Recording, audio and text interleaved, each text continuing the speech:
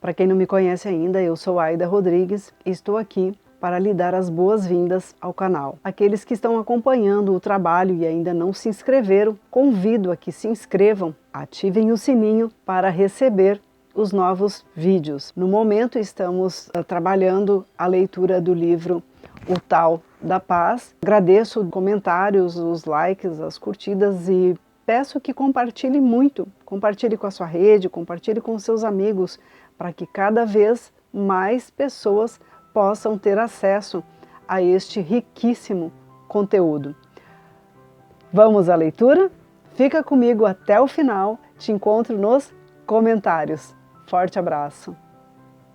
Capítulo 21. Pratique Wu Wei, trabalhe sem disputas, aprecie os sabores suaves e sutis, observe as ações, grandes e pequenas, e sempre enfrente o conflito com compaixão. Durante séculos, a resposta mais comum ao conflito foi a violência emocional, física, interpessoal e internacional, culminando com o assassinato ritualizado que chamamos de guerra. Muitas pessoas equiparam conflito com guerra e buscam a paz, planejando a perfeita sociedade que venha reprimir nossa individualidade na tentativa de eliminar o conflito de nossas vidas. Mas o Tao ensina que a paz não pode ser encontrada em ideias utópicas que violam nossa natureza. Quanto mais negarmos ou reprimirmos o conflito, mais lutaremos com nossas sombras, mais nos desviaremos do Tao. Não é o conflito em si, mas a maneira como respondemos a ele que produz a violência. O Tao ensina que os valores conflitantes, os interesses em conflito, são inevitáveis, intrínsecos à vida. As polaridades do Yin e do Yang estão presentes em toda parte. A oposição não é algo para ser temido. Yin e Yang, originalmente, significavam os lados ensolarado e sombrio de uma montanha, polaridades contrastantes, combinadas na totalidade da vida. O Tao diz: comprido e curto se completam, alto e baixo dependem um do outro, tom e timbre compõem juntos a harmonia, começo e fim se sucedem. Tao número 2. Quando visto nesse contexto, o conflito é normal, entre pessoas, entre grupos e até mesmo entre indivíduos. Cada um de nós tem necessidades e desejos conflitantes. Experimentamos o conflito entre o desejo e a consciência, ou, como explica Freud, entre id e superego. E a realidade, muitas vezes, entra em conflito com nossas expectativas. Enfrentar o conflito é a maneira de aprender. Segundo os psicólogos desenvolvimentistas, é a base de todo o pensamento, da forma de solucionar os problemas, da criatividade e do desenvolvimento pessoal. Através da dissonância cognitiva, quando a realidade externa choca-se com o nosso sistema de crenças, ganhamos novas ideias e descobrimos coisas novas. As velhas crenças são sempre desafiadas por novas descobertas. Quando isso acontece em nível de sociedade, temos uma mudança de paradigma. No Renascimento, quando Galileu desafiou a velha visão geocêntrica da Terra como centro do universo, a humanidade ocidental descobriu aos poucos um sistema solar que mudou para sempre nossa visão do cosmos e de nós mesmos. Através do conflito, muitas vezes, aprendemos a ver mais claramente. Para evitar o dualismo, o Tao ensina que o conflito faz parte dos ciclos evolutivos da vida, mas quando polarizamos a oposição em termos de nós contra eles, vemos a nós mesmos como bons e a nossos adversários como maus. Caímos na falácia lógica do falso dilema, perdendo a totalidade do Tao. Quando somos apanhados no dualismo, invariavelmente o conflito se transforma em combate. Temerosos e defensivos, projetamos nossas sombras negativas sobre nosso adversário, a quem vemos como a causa de todos os nossos problemas. Definimos a solução dos conflitos como uma questão de ganhar ou perder, derrotar nosso adversário ou ser derrotados. Todas as outras opções se desvanecem e, em vez de usar nossas energias para solucionar o problema, voltamos furiosos contra quem percebemos como inimigo. O dualismo afetou nosso sistema de justiça, pois remonta ao julgamento por combate medieval que resolvia os conflitos através de uma luta de vida ou morte entre adversários. O choque das polaridades em competição resiste no sistema adversário de justiça, que joga autor contra réu. Questões complexas são reduzidas a falsos dilemas, com decisões de inocente para uma das partes e culpado para outra. Em vez de sangue, este combate ritualizado provoca anualmente o derramamento de bilhões de dólares, na maioria das vezes nos bolsos dos advogados em disputa. O velho dualismo cresce na disputa e na acusação, como explica Chuang Tse. Admitindo que você e eu discutamos, se você levar a melhor e não eu, estará você necessariamente certo e eu errado? Ou, se eu levar a melhor e não você, estarei necessariamente certo e você errado? Ou estaremos ambos em parte certos e em parte errados? Ou estaremos ambos inteiramente certos e inteiramente errados? Como você e eu não podemos saber, vivemos todos na escuridão. A solução dos conflitos através do combate deixa-nos tateando na escuridão. Não é o caminho do tal. Exercício pessoal. Como acabar com o jogo de culpa? Da próxima vez em que você se descobrir culpando alguém, em vez de tentar solucionar um problema, pare e pergunte a si mesmo: esta é minha sombra? Tudo aquilo que você teme nos outros ou que lhe desagrada neles, em última instância, volta a apontar para você mesmo. Dedique tempo para se centralizar, examinar seus pensamentos e sentimentos.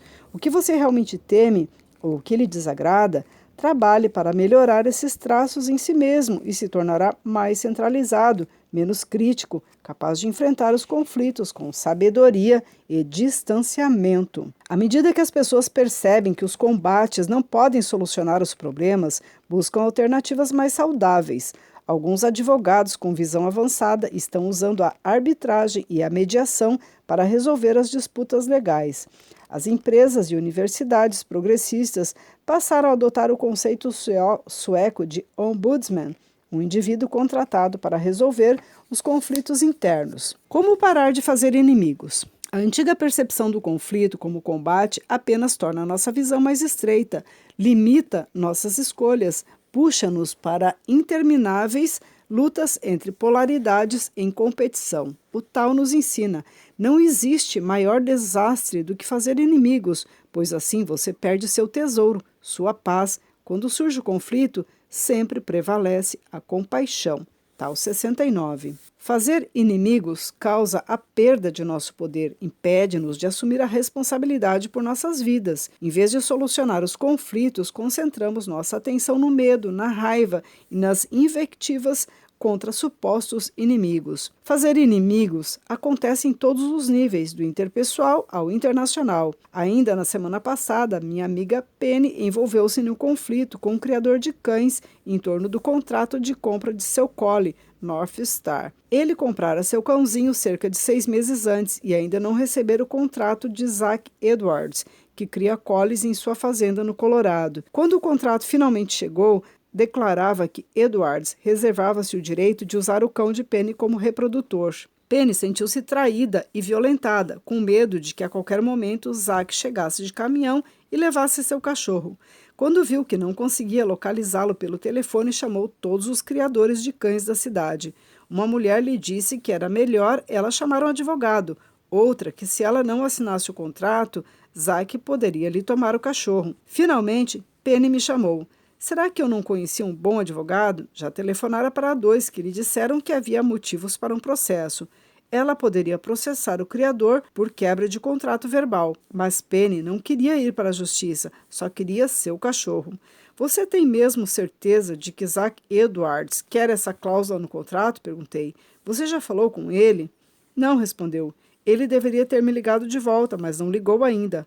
Ora, antes de começar a processá-lo, você realmente deveria investigar bem os fatos. Antes de serem assinados, os contratos são documentos negociáveis. Você precisa conversar, falei. E tente não vê-lo como inimigo. Esse caso todo pode ser só um mal-entendido. E não houve dúvidas. 2 dias depois, Zach telefonou e se desculpou. Enviara-lhe um contrato errado que se destinava apenas a outros criadores. Disse a Penny para eliminar a cláusula que causara o problema. O cão era dela. Como Penny aprendeu, solucionar os problemas, muitas vezes, significa olhar além de nossos medos, em busca dos fatos. Dedicar algum tempo para descobrir a verdade impede que muitos conflitos se transformem em combates. Nossa resposta aos conflitos determina a forma de nosso futuro. Se definirmos conflito como combate, produziremos violência. Se reagirmos com medo, paralisaremos a nós mesmos ou nos recolheremos na rigidez e na posição defensiva. Nosso desafio é ver o conflito sem estreitar nossa visão, permanecer flexíveis, abertos a muitas opções. O Tao nos lembra: todas as plantas novas são macias e flexíveis. Ao morrerem, são quebradiças e secas. Quando estamos duros e rígidos, associamo-nos com a morte. Quando estamos macios e flexíveis, afirmamos uma vida maior. Tao 76. Como podemos responder ao conflito da mesma forma que o próprio Tao, combinando todos os elementos em modelos criativos de renovação?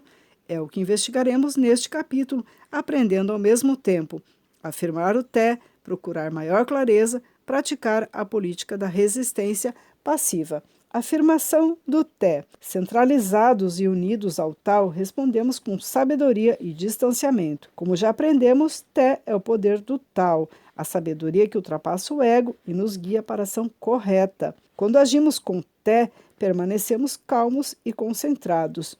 Trabalhamos com os ciclos da vida, em vez de trabalhar contra eles, e enxergamos além dos modelos do medo, da confusão, além das posições defensivas e das agressões. Mas, para afirmar Té, devemos distanciarmos-nos do conflito por um tempo suficientemente longo para nos centralizar, voltando à infinita sabedoria do Tao. Exercício pessoal, centralização. Da próxima vez em que for apanhado num conflito, faça este exercício de centralização. Saia sozinho por alguns minutos, distanciando-se do conflito por um tempo suficientemente longo para voltar a concentrar suas energias. Fique em pé com os joelhos ligeiramente dobrados e os braços relaxados, estendidos à sua frente no nível da cintura, concentrando a atenção em seu ara, 5 centímetros abaixo do umbigo. Inspire profundamente. Agora, solte a respiração, liberando toda a tensão e ansiedade. Inspire mais uma vez, concentrando-se no ara,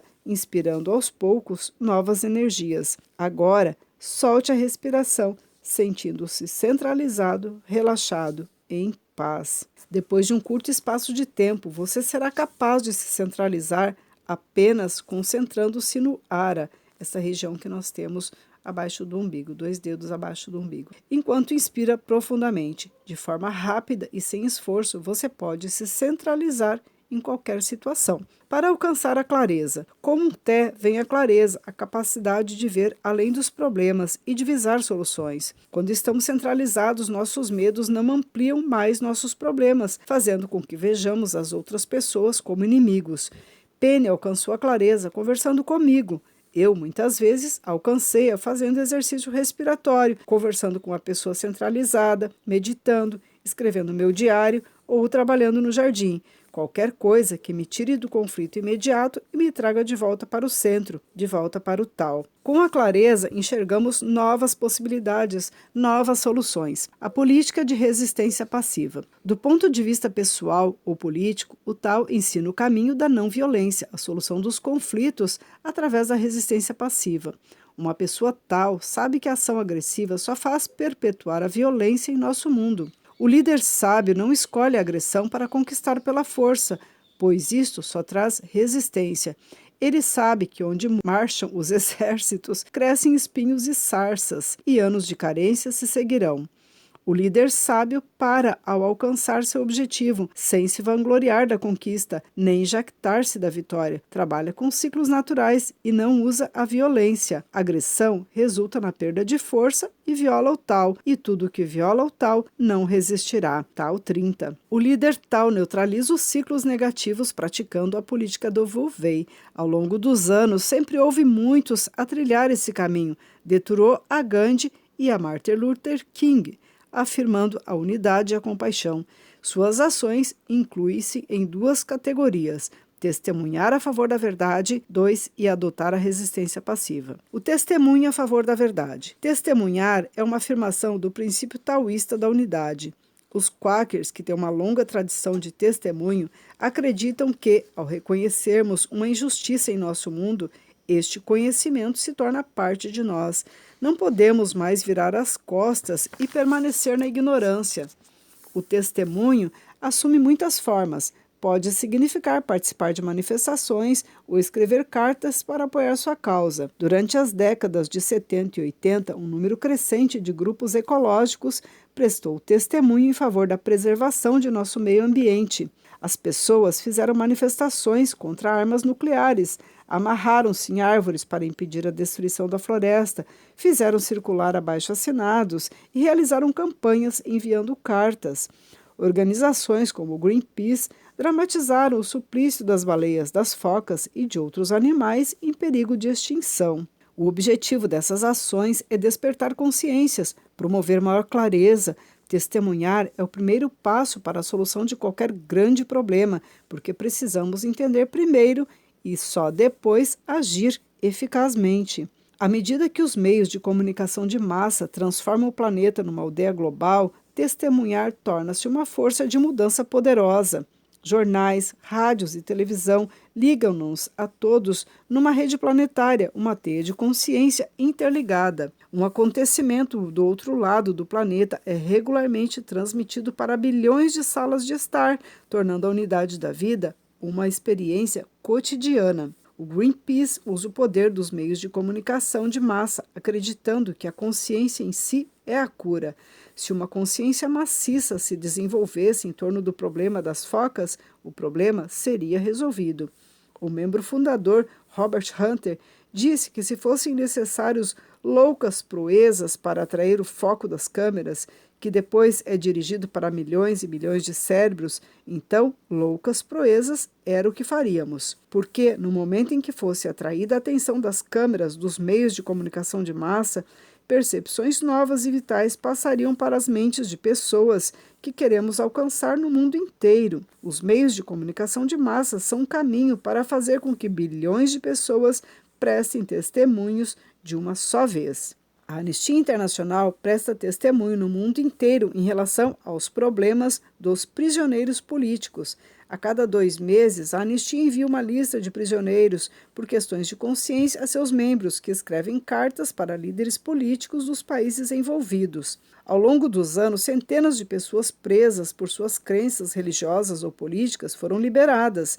Suas condições melhoraram depois que as autoridades receberam as cartas, pois elas perceberam que no mundo inteiro havia pessoas atentas às suas atitudes. Na América, os Quakers realizaram uma ativa campanha de envio de cartas para promover uma política mais humana. Conscientes de que as autoridades eleitas devem ser responsáveis perante os eleitores, os Quakers apelam não apenas para a consciência, mas também para o pragmatismo político. Recomendam o desenvolvimento de relacionamentos a longo prazo com os representantes eleitos e o envio de agradecimentos por votos importantes. Minha amiga Bárbara leva muito a sério seu testemunho. Ela se mantém atualizada em torno de questões importantes e escreve cartas, às vezes até 6 por dia, para autoridades do governo. Com um sorriso diz que ser uma Quaker é uma verdadeira responsabilidade. Costumo encontrar bilhetes seus em minha caixa de correspondência, quando vai ocorrer uma votação importante. Algumas vezes ela deixa informações sobre boicotes dos consumidores ou sobre o trabalho em favor da justiça social. O testemunho de Bárbara produz resultados. Recentemente, ela mobilizou todos os seus amigos para telefonarem ao deputado estadual Chuck Quackenbush, que deu um importante voto decisivo para a proibição dos fuzis semiautomáticos na Califórnia.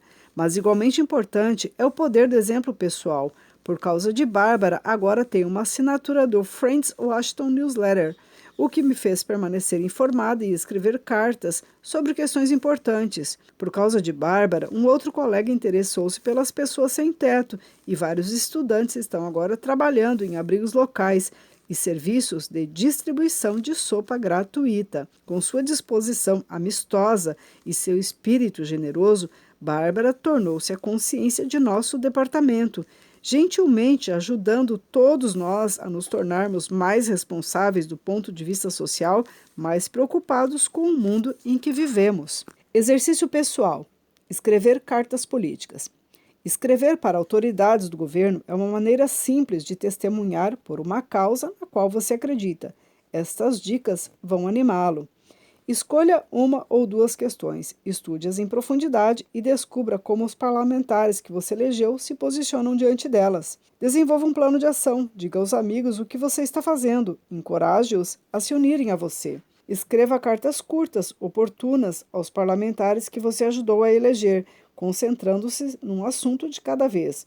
Lembre-se, cartas pessoais têm impacto muito maior do que cartas padrão. Acompanhe os votos de seus parlamentares e agradeça-lhes por tomarem medidas positivas ou continue a registrar sua preocupação. Encontre-se com os parlamentares de sua escolha quando estiverem em seu distrito. Leve junto outras pessoas interessadas para discutir a questão em que você está envolvida, preparando-se antecipadamente para o encontro. Continue a aprender e a se comunicar. Sua voz pode realmente ajudar a mudar as coisas. Finalizamos aqui a leitura desta parte, deste capítulo. A você que ficou comigo até agora, deixe um salve aí nos comentários para eu saber que você esteve comigo. Forte abraço, te vejo no próximo vídeo.